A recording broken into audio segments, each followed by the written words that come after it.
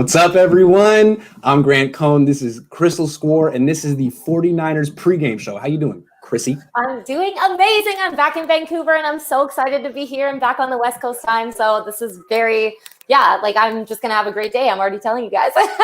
So you got to remember, Chrissy is the Canadian correspondent here at All 49ers, and she's now back on the West Coast in Vancouver, and not too far from this game today. Yeah. So, absolutely. So we got breaking news. There are inactives. Let me run through them real quick, and we will react. For the Seahawks, Jamal freaking Adams, Mike Ipati, Carlos Hyde, Chris Carson, Shaquille Griffin, Benson Mayowa, Hugo Amadi, like the whole team. So real quick, Jamal Adams, their best player on defense. Also Shaq Griffin, their number one corner, and their top two running backs. What's your rapid reaction, Chrissy? You know what? If we were going to – okay, when I say we, I say the 49ers because you guys all know I'm more of the fan writer. I honestly think if we were to have a shot at winning this game, without Jamal Adams in there for the Seahawks, this is the day. I feel like we're even keel right now that, like, it's anybody's game. It's the any given Sunday of all Sundays for us with the Seahawks. I mean, this is one of the biggest Sundays of the year as a 49ers fan for me because – I mean, I didn't live through the Cowboys 49ers rivalry. For me, it's the Seattle rivalry. And especially being back in Vancouver right now, I wore this around all day and I got a couple dirty looks. I got one guy yelling F the 49ers. Oh, wow. Oh, yeah. People in Vancouver are crazy and they're all Seahawks fans. So I just feel like with these inactives, it makes it pretty much even. And I'm feeling good. I think so too. Even is a good way to put it. Let me go through the Niners inactives real quick. CJ Beathard, he lost that backup job real fast. Enough about him. Deebo Samuel, Richie James Jr., Quan Alexander. Is that a bad thing? I don't know. Jaquaski Tart, same thing. And then Ken Webster. Meaning Tevin Coleman, K'Wan Williams, and Dante Pettis are healthy. Real quick, I think that's probably definitely a good thing that they have K'Wan. He did a great job against Tyler Lockett last year. Tevin Coleman means they have two healthy running backs instead of one. I don't know what's going on with Jerick McKinnon. But I'm intrigued with the Dante Pettis activation. Hasn't played in a while, has only gotten one pass this year. Remember, he played pretty well in training camp and then got shelved right away. I don't know why. I'm asking you, since we like to talk about psyches and confidence and that aspect, the intangible aspect of sports, if you were the coach of this team, would you have Dante Pettis in your game plan, or should we just go baby steps here? Like just stand on the sideline and be a backup? Okay, so it's funny that you say that. Last week he was on the sideline in sweatpants, right? So I looked and he had this oversized sweater on. He looked like, one of my girlfriends wearing their old ex-boyfriend's sweater, something that they took as a trophy piece after the breakup. And I was like, okay, is he just on his way out? I think he's on his way out. And that's what it seemed like. But he was smiling. He was having a good time out there. He was happy on that sideline. Maybe he was happy he didn't have to have that pressure on him. I feel like it would have been a nice baby step to maybe put him in the Niners gear, have him there just in case, but maybe not throw him in because it's like, okay, watch your big brothers play and then get out there, right? Yeah. So I'm a little concerned about it. I don't know how well he's going to do, but if I'm the head coach and I'm Kyle Shanahan, I would honestly be like, this is your last chance. This is it, buddy. If you're not going to play well today, gone. So, yeah. I'm with that too. I like that. And to me, I would have him in the game plan. I would have at least one play in the game plan for him. Nothing ambitious, but like a screen or an end around, something that Deebo Samuel would normally do, because you can't ask Brandon Ayuk to play the whole game, run a million end arounds, and go down the field. Someone else has to share the load with him. And I just don't like the idea of making Kendrick Bourne a full-time, full-game starter. He's fine, but he's inconsistent too. I mean, how come Dante Pettis isn't allowed to be inconsistent, but Kendrick Bourne always has – Kyle Shanahan always has his back. He drops a ball, and Kyle's like, don't worry, he has the best hands in the league. Like, okay, well, why don't you say something nice like that about Dante? Anyway, I would like to see Dante get – like think of it this way. Deebo every game gets about 8 touches. So you got to distribute that up somehow. And it shouldn't all go to KB. I think maybe one. Let's see if he doesn't lose the game with one touch. Yeah, I mean, this is the thing with Kendrick Bourne. I think that he puts in so much work off the field and he really wants it. And he's really out there. When he's out there, he's out there. He does try. He does, put his arm out. He's not like a Dante that just schleps, you know, a little bit of a schlepper. Like he just gets out there and he's like, oh, is it coming to me or not? Like if it comes, whatever, I'll try. But Kendrick Bourne actually puts the work and he puts the effort in. And I think that's why he is out there and he is, you know, expected to have a bigger role than somebody like Dante Pettis, for sure. Agree. And, you know, Kendrick Bourne earned it. He should start. He should definitely start. I'm not saying, hey, bench him for Dante Pettis. That would be insane. I'm just saying you might want to find one snap where you can get the ball to Dante Pettis and try to like revive his confidence in his career, because it could only help your team if you could actually pull that off. And remember, at his best, he was a playmaker who could take a slant to the house. He could get open deep. He could run really good routes. I don't see why you give up on that because you have a guy in KB who's not particularly physically special. He's just, you know, he has all the intangibles. Anyway, so I'm excited about Dante Pettis. I always like to see El DeBarge in the Niners huddle, and today I hope he gets to dance a little bit, you know, after he has a first down. It's funny that you say that because it was a year and a day anniversary since he did the Thriller dance, right? When he got that touchdown against Arizona. So maybe he'll bring it back. Maybe. He's a Halloween performer. It's too bad they didn't play yesterday, but it's true. He is the best of him comes out. Mm-hmm. All right. Maybe he's more Michael Jackson than El DeBarge. Maybe he's more Thriller. Okay, I don't know. I'll have to think about that. All right. Enough of that. Let's talk about Kyle Shanahan. We've been wanting to have this conversation all week. You've been getting moved in. You have a million stuff to do. I really appreciate you doing that. Did you just get moved in like today or yesterday? So yesterday we had everything come in because I had a shipping company, the commercial shipping company shipped our whole apartment from Toronto here, basically. Nice. And so my dad was amazing and he like spent 2 days helping me bring everything from the warehouse on Friday to my parents' place. We kept it there overnight. Thankfully, nothing was broken into and stolen. He was worried about that. He's very paranoid.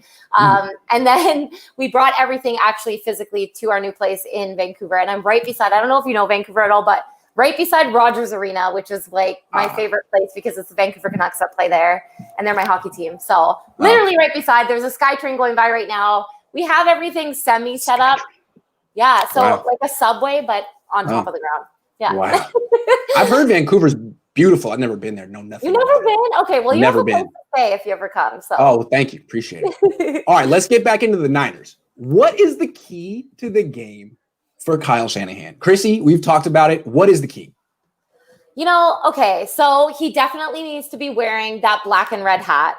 I think that is the key. I think that is the Shanahan of the season. I think you look at last year, you see that red, beautiful hat with that black symbol that I actually had that hat, but I gifted it away to somebody because I thought it'd be nice, but I wish I kept it. Anyways, he has the new version of that. And people were telling me, okay, he got given that. They don't have a say in what they wear, blah, blah, blah, blah, blah. It doesn't matter. He's wearing it. And of course he has a say. Ever since he put that on, the little like gloomy Kyle Shanahan that we saw is gone. He is gone. We have the revitalized version of like, you know, revenge Kyle that's, you know, about to just stuff it in everybody's faces. And if he's going to stuff it in anybody's face with that beautiful new look, it's going to be the Seahawks. So I think he's feeling himself. He's on his Beyonce. Like he's feeling himself. He's about to show everybody, you know what? I'm the tough guy that I have always been. I'm going to make these plays. I'm going to work around Jimmy Garoppolo. And I'm going to, you know, showcase his strengths. And I'm going to run the ball a little more. And I'm going to make these plays that actually matter and count. And I'm not going to be at that post-game looking sad and gloomy anymore. There's something about clothes reflecting what's inside of someone. You know what I mean? Sort of it reflecting your character or your mood or what's really going on. Mm-hmm. And I think for him, I don't know what it is, but he's very into his appearance. It's clear. He stays in shape. He likes wearing all white. He likes wearing Yeezys. He's very fashion minded. I mean, he gets a nice little haircut. He has his beard trimmed. I think he's a handsome guy and he likes to look good. And, you know, that Sunday afternoon is like, you know, going to the club. That's your time in the spotlight. And for him last year, like he really looked sharp. Mm-hmm. And this year, the first few games, he looked bland. It's like, what's up, man? Like you usually like to kind of like, there's a book that people my age read in college called The Game. Okay, when we were all learning how to get girls in 2007, we all read that stupid book called The Game. I don't know if you heard about it. And there's a term called peacocking. And you're supposed to wear some ostentatious stuff because girls apparently interpret that as confidence or something. Anyway, it's a thing, peacocking. It's something that 19-year-olds do because they have no confidence. Anyway, so to me, he peacocks on the sideline. He struts. he wants to look good. And, I would too. I think Bill Walsh did as well. And there was something very unpeacockish about that gray hat. It was like, that's Shanna Bland.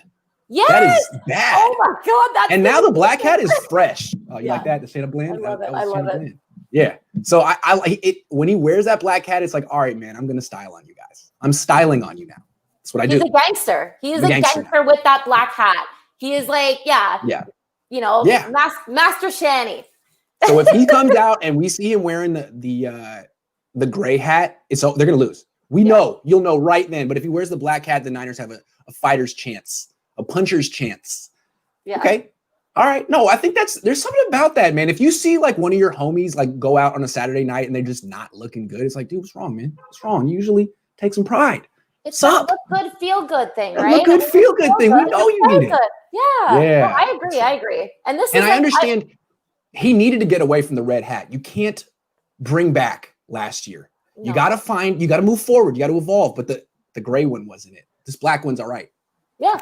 It's just, I don't know, fresh. It is fresh. It's fresh. Yeah. It's fresh. Yeah, I like that. All right. Well, I'm glad we talked about hat for 5 minutes. Now let's talk about something else. What is the key to the game for Jimmy Garoppolo? The smile. No, seriously. Let's talk about Jimmy and his smile because that was non-existent pretty much the first 3 games of the year for him. Yeah. I mean, okay. So I think, again, when I relate it to something, I look at a breakup, right? So I'm thinking about, the Super Bowl as this climactic breakup between 2 people that just like battled it out. But then in the end, the other one just came on top and they're just such a strong personality. And Jimmy couldn't, man up and be on that level with that person. And that's fine. So that smile just was gone, And so I look at it from kind of a female's perspective, which, obviously all of us look at Jimmy Garoppolo and we're like, oh my God, handsome, right? But and the defining characteristic about him is his smile, right? Yeah, the jawline, the Jimmy jawline. And so when he doesn't have that showing, it's just like a different version of Jimmy. There's like, he's gone. So, I mean. It's like Shanahan with the gray hat. It's the same thing. Yeah. So Jimmy Garoppolo is just frowny and you already know he's going to come out there and he's not going to play up to the par that we think that he could have played because he's not happy. He's not enjoying himself out there. He's not feeling great, baby. He's just, he's there. But that smile is creeping back. And so it started to come back in the Rams game. It did. I saw it. I was watching it. I'm like, oh yeah, let's go. And then last week, that smile was everywhere. And I'm sure he walked out on that field and it was Foxborough and he's like, Bill, what's up? And he's smiling and then getting the win. And you know what? Okay. The guy didn't do like a lot in touchdowns. He threw 2 interceptions, which is not the greatest, but he was still smiling after that. And I think that has a lot to say for Jimmy because even when he used to play like that before, there wasn't anything. And you knew that he was just this disheveled human. And so now that he's brought that smile back, I feel like he's going to walk into Seattle today. Smiley, he had that bling on his neck. Things are going to start to happen. Yeah, when he was frowny Jimmy for the first quarter of the season, I thought it was kind of alarming because it's just so out of character for him. And to me, like, he's been hurt so much. Yeah. He's taken so much criticism. He's always out. It's the ankle. It's his knee. At a certain point, I was wondering, like, is he going to wake up one day, look at his bank account and be like, I have $60 million. I'm rehabbing again. I'm turning on ESPN. I got to listen to Stephen A. Smith say I'm a bum. I don't even know if my coach has my back. This is stressful. I'm hurting. I'm almost 30. I'm stupid rich. Do I still love this game? I think Andrew Luck got to that stage where he went from really played the game with utter joy to hurt. Do I trust my organization? Should I get out? Should I think about my future? And I think when the smile fades, that's what you're wondering. Like, are you kind of on the way out? And when the smile comes back, it's like, no, he loves the game again. He enjoys it again. So I think when Jimmy's smiling, I'd like to see the split stats on what his win-loss record is. I think he's probably undefeated when he smiles. When he loses a smile, that the whole operation goes to hell in a handbasket. Chrissy. Yeah. I think that you kind of trick yourself when you smile, and there's a difference between a smile and like a fake smile, right? And so I think he was faking it for the first couple games of the season. I didn't even see it. No, we know. Women know. So anyways, he was faking it a little bit in the beginning, but I think it's actually coming back. He's not that big merp under a helmet anymore. You know, he's not faking it. It's real. It's coming back. And so, I think Jimmy's got his groove back, you know? He's got the mojo going. Yeah, absolutely. I think there was a lot of pressure on him this year. Like everyone's like, he's going to take that second-year leap. He's going to be like Matt Ryan. He's going to be the MVP. And you know what? That's not going to happen.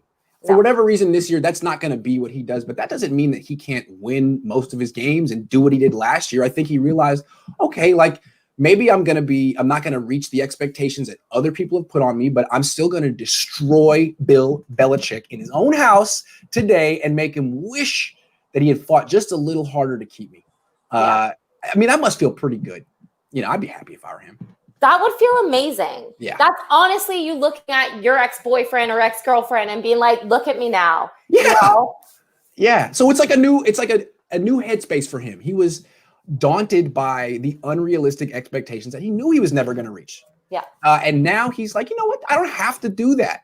This team needs me, and they need me in any way that I can give myself to them, and I'm doing the best I can, and we're winning again. So this is fun again. Why not? Keep it rolling. Yeah. All right. I have a bonus question for you before we bounce, because we got to get ready for this game. As a Pacific Northwest vet, do Seahawks fans hate Niner fans? Like, what's it like? Because I'm not a fan of either one. So it's funny that you asked that. So I used to play in a flag football league before I moved to Toronto, which was last year, and now I'm back in Vancouver. I used to play 4 years of flag football, and I would always wear my Niners red. I had a couple shirts that were like that breathable, nice Nike stuff that you could wear while you're running, and it's for sure amazing, right? Yeah. And it was Niners, and so people would literally come up to me and start swearing and screaming at me, and they're like, "You live where somewhere that you should be cheering for the Seattle Seahawks. You live right next to Seattle. Our home team is Seattle." Jeez. And I'm like, no, back it up. I'm sorry. I've never cheered for the Seahawks in my life.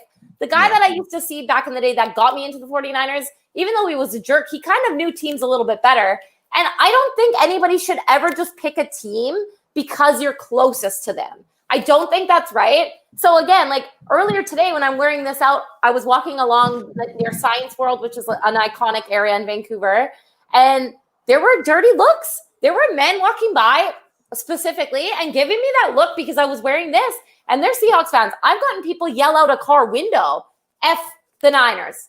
Literally. That is unreal. So, I mean, I love it, though. I thrive in these situations where I'm the person that sticks out, and I'm the sore thumb right now, and everyone's looking at me, especially because, you know, we're supposed to be Seattle fans, which never. No. If fans were allowed, I would have gone to the game today, 100%. I would have driven down there, and I would have been at that game, and I would have been rocking this, and I probably would have been on the live with you right now, just like in Seattle, Seahawks County, and been like, no, what's up? This is the team.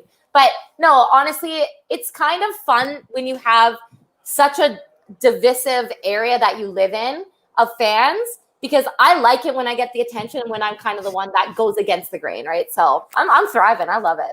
That's funny. You know, I didn't realize it. I've covered games in Seattle before, and I like the whole setup they have there because the stadium's downtown, and the morning of the game is like a whole party in downtown Seattle for the whole city. And I always kind of hope, I've never engaged in it. I just go to the stadium and cover it. But I always engaged that there was like civility between the Seahawks fans and the Niners fans because they're hosting and it's a big party. And I mean, having a rivalry is kind of a fun thing anyway. Why would you hate your rival? It's a cool thing. Yeah. But I've never really done it. So I don't know what it's like. And actually, it probably sounds dangerous to like wear enemy colors. I wouldn't do it, actually. It sounds dangerous. Honestly, okay, so when you're physically in the crowd, and I used to sit in the areas near the Hawks Nest, which is obviously the more hyper crazy crowd, and being the one person wearing red in a sea of that navy blue. Target. Yeah, and you can spot out the other Niners fans very easily. I remember looking around and I'm like, okay, 1, 2, there's a couple of us, right? If something goes on, we got each other. But it's funny, during the crowd, everyone was so nice. Like, yeah, we banter back and forth and we kind of give each other, like some crap about the teams and back and forth, whatever. But after the game, even when the Seahawks, because I've only ever witnessed Seahawks wins when I've gone down to Seattle. The Niners have never won in the 4 games that I've gone there. So, which is kind of sad. But after the game, there was one specific time I can remember. I was in an elevator going down from the top level because I couldn't afford to sit down by the field. And there was this one woman that was a Seahawks fan that told me she was going to beat the crap out of me because I'm not wearing the right colors. And that's when I was like, okay, no. And she's like, who won today? And she was losing her mind on me. And I was being so nice. And I'm like, you know what? I think I look good in what I'm wearing. I'm fine. I don't mind what you're saying. And she's like, get out of here. Get out of here. Where are you even from? And then I told her Canada. And she's like, you can't cheer for a team if you're from Canada. You guys don't have NFL there. And that's when I was like, okay, no. Niners fans, when I've gone to games, we're pretty pleasant to the opposing team. We're pretty pleasant to fans. I would say. I don't know. I was at the preseason game, and I think it was 2013 between the Niners and Raiders, where 3 guys got stabbed, and I don't know, man. And there's a lot of bad behavior out there. But was it the Raiders that did it? Because that kind of makes more sense. It was both. It was just a lot of, it was both. It was terrible. And they actually had to stop. They used to have a Niners Raiders preseason game yearly, and they had to stop it. No.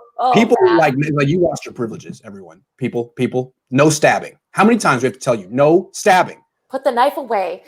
I want to tell you real quick it's too bad because I've traveled the country. I've covered a lot of away games. From what I've felt is that the best game day experiences in the NFL, Seattle, New Orleans, and Green Bay in its own way. Green Bay is a small town, but it's so cute, and the whole town comes out, and you can park on people's lawns, and it's really cool. New Orleans is like Mardi Gras. Seattle is like Mardi Gras. It's not just like a tailgate. It's the whole freaking city, and that's the best. That's the problem with moving to Santa Clara. If you've ever been to Santa Clara, it's not a city. And where they put it, it's just in, the parking lot of Great America. So it can't compete. If you ever get to go to New Orleans, that is the game day experience of game day experience. It really does feel like Mardi Gras. It's a lot of fun. So was that your favorite place that you've ever been since you've gone to go to different away games? Oh, my favorite trips to do are Seattle, New Orleans, New York. I mean, those are, I would put Seattle. I love Seattle. Yeah. I guess Niner fans don't. It's gorgeous. Like the West Coast and because we're right beside it. It is beautiful. It's gorgeous. And there's fun. There's a pretty good food scene there too. Mm-hmm. I like it. How far of a drive is it from Vancouver? So if I'm on my, if I'm driving fast, I can get down there in 2 hours and 20 minutes. Oh, it's nothing. That's cool. It's not bad. Cool. So we used to go down every weekend. It was awesome. Oh, nice. But now the borders are closed, so we can't. True. We're no longer allowed up there. You guys are trying to stay away from us, right? Sorry. All right. Well, the game starts in 50 minutes. Thanks for watching the pregame show with us. We enjoyed it. That was a good one. We'll be back next week. See you, Chrissy. Bye.